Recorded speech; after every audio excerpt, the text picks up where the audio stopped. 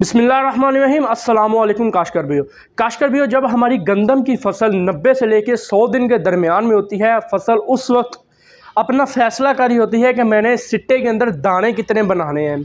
और जब हमारी फसल की उम्र 70 से लेके 90 दिन की होती है, उस वक्त गंदम का फैसला करने का मराहिल होता है कि मैंने अपना जो सिट्टा है वो कितना निकालना है। तो काश्तकार भाई, इस वीडियो के अंदर हम बात करेंगे कि गंदम के अंदर हम सिट्टे का साइज़ वो किस तरह बढ़ा सकते हैं और सिट्टे के अंदर दानों की तादाद को हम किस तरह बढ़ा सकते हैं, इसके बारे में हम लोग वीडियो के अंदर बात कर रहे होंगे।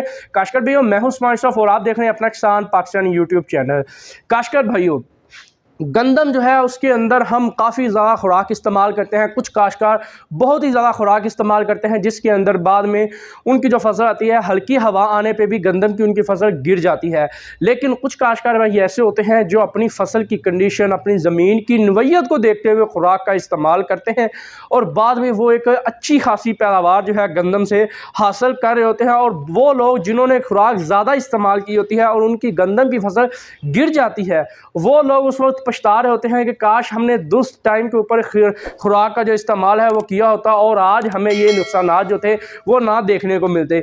इसी तरह काश्तकार भाइयों, गंदम के अंदर कम अज़ कम हमें 4 पानी लगाने होते हैं। उन चारों पानियों के ऊपर ही हमें कुछ ना कुछ खुराक जो है मुहैया करनी होती है, तभी हम गंदम की अच्छी खासी पैदावार हासिल कर सकते हैं। लेकिन आजकल के दिनों की बात की जाए तो गंदम के अंदर कहीं खुराक जो है किल्लत भी देखने को मिली है, जिस तरह शॉर्टेज वगैरह देखने को मिलती रही है। लेकिन इसी को मद्देनज़र रखते हुए अब हम बात करेंगे कि गंदम के अंदर जो है सिट्टे का साइज इंक्रीज किस तरह कर सकते हैं और बाद में हम लोग बात करेंगे गंदम के अंदर सिट्टे के अंदर दानों की तादाद को हम किस तरीके से बढ़ा सकते हैं और हम ज़्यादा पैदावार हासिल कर सकते हैं। ये दो मुख्तलिफ टॉपिक हैं, लेकिन इनका ताल्लुक सिर्फ एक ही मकसद से है, एक ही चीज़ से है, पैदावार से। तो इसलिए इस वीडियो के अंदर हम इसी टॉपिक के ऊपर बात ही करने वाले हैं। तो काश्तकार भाइयों, जब हमारी गंदम की फसल 70 से 90 दिन के दरमियान होती है, उस वक्त गंदम की फसल जो है अपना फैसला करी होती है कि मैंने सिट्टा कितना निकालना है। सिट्टा निकालने का ये अमल जो होता है हमारी खुराक के इंतज़ार पर होता है कि हमने खुराक उसे कितनी दी हुई है। और इसके अलावा एक मेन चीज़ कि हमने वैरायटी कौन सी काश्त की है। जी हाँ काश्तकार भाइयों, कि ऐसा ना हो कि हमने वैरायटी जो है ऐसी काश्त की हो जिसके सिट्टा निकालने की सलाहियत, सिट्टा बनाने की सलाहियत सिर्फ 5 इंच की हो और हम उस पर ऊपर ज़ोर लगा रहे हों, हम उसके ऊपर खादें स्प्रे इस्तेमाल कर रहे हों कि हमने इस गंदम की फसल से हमने 8 इंच 7 इंच का सिट्टा जो है वो हमने है। इस तरह का मुमकिन बिल्कुल भी नहीं है। ये बिल्कुल नामुमकिन बात है कि उसकी कैपेसिटी से ऊपर वो अपना जो है सिट्टा बना दे। लेकिन काश्तकार भाइयों, अगर गंदम की कैपेसिटी 5 इंच के सिट्टा बनाने की है तो आप उस सिट्टे को बेहतर कर सकते हैं। उस सिट्टे के अंदर फ्रूट की जो क्वालिटी है उसको आप बेहतर कर सकते हैं। उसके लिए चंद स्प्रे जो हैं वो आप लोग कर सकते हैं। वो स्प्रे कौन सी है वो आगे हम बात करेंगे। लेकिन काश्तकार भाइयों, जब गंदम की फसल गोब की हालत में आने से पहले आपने ये सारे काम करने हैं कि आप उसका सिट्टे का साइज बढ़ा सके।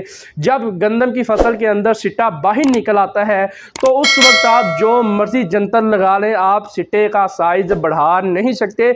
बड़ा ही मुश्किल काम होता है।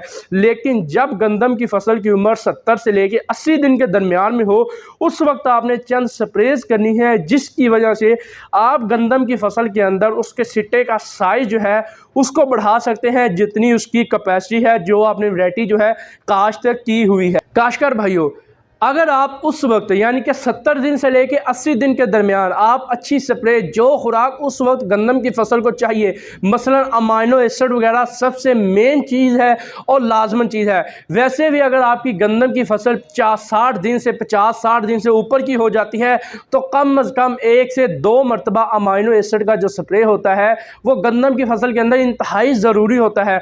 अमाइनो एसिड ही वो चीज़ है जिसकी वजह से आप गंदम के सिट्टे का जो साइज़ है उसको बढ़ा सकते हैं। काश्तकार भाइयों, अगर आप यहाँ पे यूरिया का इस्तेमाल करते हैं, अगर आपकी ज़मीन के अंदर यूरिया की ज़रूरत नहीं है, आपकी फसल को यूरिया की ज़रूरत नहीं है और फिर भी आप यूरिया जो है अमोनियम सल्फेट की शक्ल में, कैन ग्वारा की शक्ल में या किसी भी सूरत की शक्ल में आप यूरिया इस्तेमाल कर रहे हैं, तो आपकी फसल जो है उस वक्त इस फैसले पर मजबूर हो जाती है कि मुझे अब ग्रोथ करने को कहा जा रहा है, ना कि फ्रूटिंग की तरफ आने को कहा जा रहा है। तो आपकी जो फसल है वो ग्रोथ ग्रोथ पे ज़्यादा जोर देगी और अपनी फ्रूटिंग की तरफ वो कम आएगी, जिसकी वजह से आपका जो सिट्टा होगा वो छोटा रह जाएगा। तो आपने एक बात का लाजमन ख्याल रखना है कि जो यूरिया है वो 60 दिन के बाद की जो फसल है उसके ऊपर आपने कभी भी इस्तेमाल नहीं करना। अगर आपकी गंदम की फसल के अंदर यूरिया की ज़रूरत है तो आपने इस्तेमाल करना है, लेकिन थोड़ा थोड़ा इस्तेमाल करना है, ज़्यादा यूरिया आपने बिल्कुल भी इस्तेमाल नहीं करना। ये तो हो गया गंदम के साइज़ बढ़ाने के हवाले से कि आपने कब स्प्रेज करनी है। लेकिन अब अगर हम बात करें कि गंदम का साइज़ बढ़ाने के लिए हमें स्प्रेज कौन सी करनी चाहिए, काश्तकार भाइयों, गंदम के सिट्टे का साइज़ बढ़ाने के लिए सबसे मेन और अहम जो चीज़ है वो अमाइनो एसिड है। जी हाँ काश्तकार भाइयों, जब आपकी फसल की उम्र 70 से 75 दिन के दरमियान में हो या 75 दिन की 76 दिन की आपकी गंदम की फसल हो, उस वक्त आपने 1 लीटर अमाइनो एसिड का स्प्रे 1 एकड़ के ऊपर लाजमन करना है और कोशिश करें कि इसी के साथ ही बुरान का स्प्रे कर दें। बुरान भी बड़ी ही अहम चीज़ है, वो सारी इसकी तफसील मैं आगे आपको बताऊंगा। इसी के साथ अगर ये दोनों स्प्रे आप कर देंगे, एक तो अपने सिट्टे का साइज बढ़ाने के अंदर उसकी कैपेसिटी के मुताबिक का साइज करने में आप कामयाब हो जाएंगे, और दूसरा आप उसके पोलिनेशन का जो मराहिल है उसको आप बेहतर कर सकते हैं। ये तो हो गया काश्तकार भाइयों सिट्टे का साइज जो है हम इंक्रीज किस तरह कर सकते हैं। उम्मीद है कि आपको सारी बात समझ आ गई होगी। इसके बाद अगर हम लोग बात करें कि हम अब गंदम के सिट्टे के अंदर दानों की तादाद को हम किस तरह से बढ़ा सकते हैं, उसके लिए हमें क्या करना पड़ेगा। बहुत से काश्तकार भाई इस वजह से कंफ्यूज होते हैं और वो मुख्तलिफ खादें बेवक्त टाइम पर डाल रहे होते हैं, जिसकी वजह से उन्हें बहुत ज़्यादा नुकसान देखने को मिलता है। काश्तकार भाइयों, गंदम की फसल के अंदर सिट्टे के साइज़ को इंक्रीज़ करने के बाद अगला मरहला आ जाता है उसके दानों की तादाद को ज़्यादा करना। पौधे के ऊपर जोर डाला जाए कि वो अपने दानों की तादाद को ज़्यादा करे, ना कि वो अपने झाड़ अपने पत्तों को ज़्यादा करे, क्योंकि ये वो मरहला है जिस मर्रे के ऊपर गंदम सबसे पहला काम सिट्टा निकलने के बाद जो करती है वो पोलिनेशन का होता है, नर और मादा का मिलाप होता है। अगर इस वक्त टेम्परेचर ज़्यादा आ जाए या तेज़ बारिश तेज़ हवाएं आ जाए तो पोलिनेशन का जो अमल है वो नहीं होता उन फसलात के अंदर जिनके अंदर बुरान की किल्लत पाई जाती है। अगर बात की जाए बुरान की, तो बुरान की जो किल्लत है पूरे पाकिस्तान की ज़मीनों के अंदर 60 से लेकर 70% ज़मीनों के अंदर बुरान की कमी पाई जाती है। तो इस स्टेज के ऊपर बुरान का स्प्रे जो है इंतहाई ज़रूरी है। जब आपकी फसल गोब की हालत में आ रही हो, पोलिनेशन का अमल अभी शुरू ना हुआ हो, तो उससे पहले ही आपने बुरान का स्प्रे करना है। अगर इसके खुलासे की बात की जाए तो कोशिश करें कि जब आप अमाइनो एसिड का स्प्रे 70 से लेकर 75 दिन की फसल के ऊपर कर रहे हो, उस वक्त आप अमाइनो एसिड के साथ बुरान का स्प्रे जो है वो भी लाजमन कर दें। और उसके बाद जब आपकी फसल जो है पोलिनेशन के मराहिल पे पहुंचने वाली हो, उससे चंद रोज़ कबल एक बार फिर आप कोशिश करें कि बुरान का स्प्रे जो है वो आप लाजमन कर दें। बुरान का स्प्रे किस वजह से ज़रूरी है वो पहले भी मैं वीडियोज़ के अंदर बता चुका हूँ। काश्तकार भैया, बुरान एक जो है वो इंतहाई बेहतरीन चीज़ है। वो करता यह है कि एक तो उसके गोब के अंदर सिट्टे निकलने की रफ्तार को यकदा कर देता है, एक जैसी करता है।